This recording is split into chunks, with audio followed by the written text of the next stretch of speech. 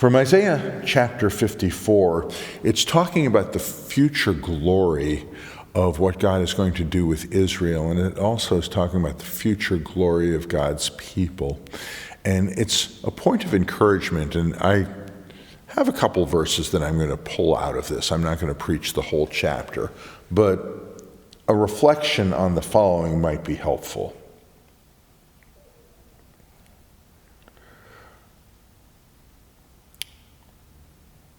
From verse 4, "Do not be afraid, you will not be put to shame. Do not fear disgrace, you will not be humiliated. You will forget the shame of your youth and remember no more the reproach of your widowhood. For your Maker is your husband, the Lord Almighty is his name. The Holy One of Israel is your Redeemer. He is called the God of all the earth." There's good news and there's bad news in this series of verses.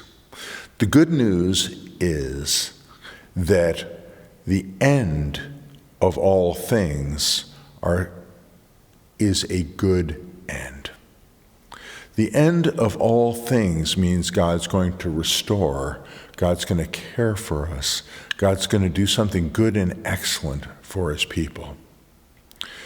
However, for God to say, in the end, you will not be shamed. In the end, you will not be lonely. In the end, you will not be abandoned, recognizes that part of the journey, part of the path that people walk, sometimes there is shame involved.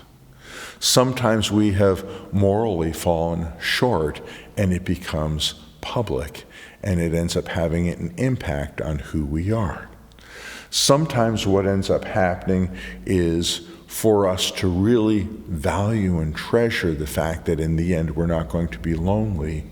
You might have seasons and times where there is a sense of loneliness.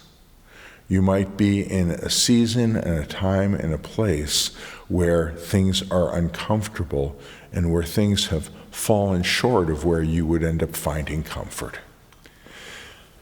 To be part of the people of God does not mean that you will end up having a pleasant day, a pleasant time. It doesn't mean that things will always be hunky-dory. It does not mean that things will always be what you want them to be. But the promise here that God gives his people is that those who know loneliness will not be left in loneliness. Those who know shame will not be left in shame. Those who have been abandoned and have had seasons of great difficulty will not be left in seasons of great difficulty. And